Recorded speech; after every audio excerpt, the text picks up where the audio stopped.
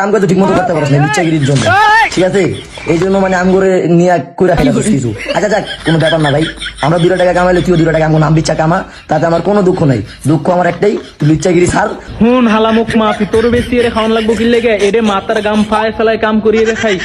নাক টিপ দিলে দুধ বেড়ে বেড়ে বয়সে করছিস বিয়া, যাক সমস্যা নাই। অল্প বয়সে বিয়া করছিস, ভালা কাম করছিস, তোর বউডারে সেভে রাখ না। বউডারে আনিয়ে রে দৈনিক 100 ভিডিও করস।